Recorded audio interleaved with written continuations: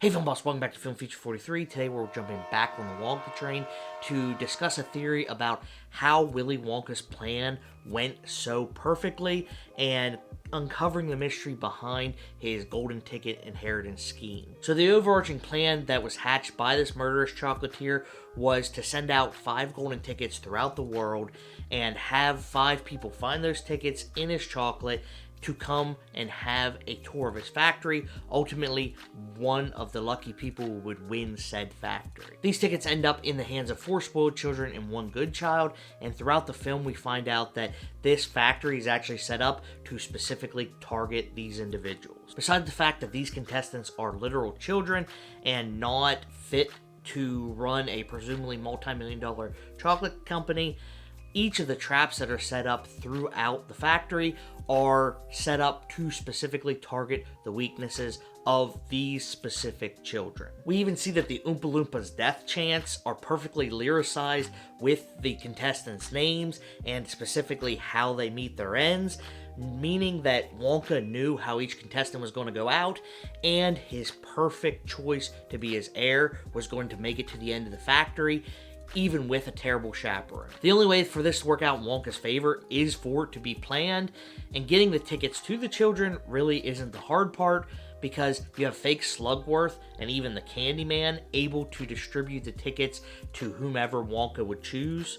But the real question is, why did he choose these specific children? Other than Augustus, who is an avid chocolate eater, the other kids are not. I mean, Veruca's dad is a wealthy nutsheller or whatever he does, but why would Wonka choose a gum chewer from Miles Cities, Montana, or a TV boy from Marble Falls, Arizona? Those are 2 places that are presumably extremely far away from wherever Wonka's factory is. I don't understand how they even ended up on Wonka's radar. Yes, Charlie is local, but he's so poor he has 4 old people living in a bed in his living room, and not just sleeping in the bed, but literally living there, and they can't even afford to eat food. So how did Wonka know that Charlie was going to find that silver piece to be able to even afford chocolate to win the prize in the first place, unless he knew the outcome? And above that, even with the children at the factory and the traps being set perfectly, there's no guarantee that all of the children are going to fall into the traps, some of them literally.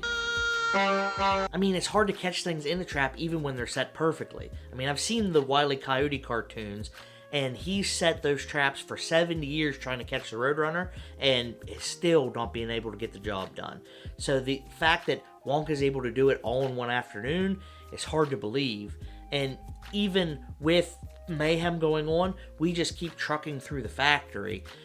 Augustus falls into the river, presumably drowns, or worse, is baked in an oven, and we just keep going onto the boat down the river with exactly 9 seats, meaning that Wonka knew that Augustus wasn't going to be on that boat. I mean, what if Augustus showed up to the tour with a stomach ache and didn't want to eat out of the chocolate river, or had just a little bit better balance that he didn't fall in? Would Wonka have just gave him a little push to make sure everything was going the way that he wanted it to? I don't think so. I think there's a little bit of a simpler answer, and that is William Wilbur Wonka is actually a man out of time.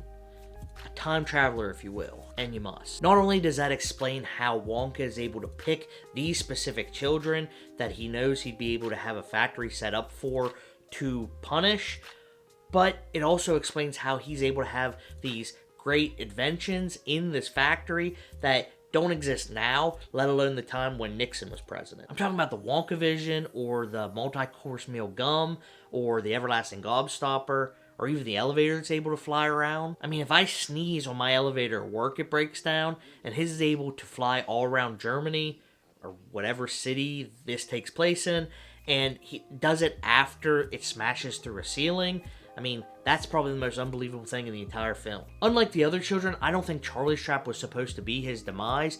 I think Wonka, with his foreknowledge, knew that Grandpa Joe was a terrible influence, and so he devised that less lethal trap to show Charlie that he couldn't trust the old coot. I mean, if Wonka is a time traveler, there's probably timelines out there that he's lived where Grandpa Joe had a date with an industrial fan and didn't make it to the end of the tour. This means that there's probably versions of Wonka's timeline where his scheme didn't go as planned, where Augustus didn't fall into the water, or Violet wasn't harvested for her juices to make candy, and Charlie did get sliced into ribbons by the fans.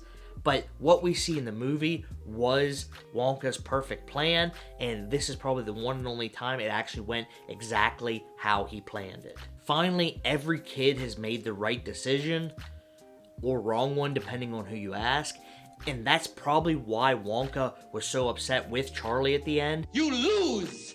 Good day, sir! It wasn't another test. He thought that just like Charlie in multiple timelines who's made it to the end, Charlie was going to leave under Grandpa Joe's influence and sell the everlasting gobstopper. If Wentworth wants a gobstopper, he'll get one.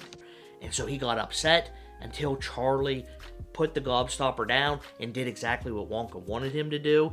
And now Wonka's overjoyed because he can finally pass off his death trap onto the heir, which he's been searching for through all these different timelines. You won!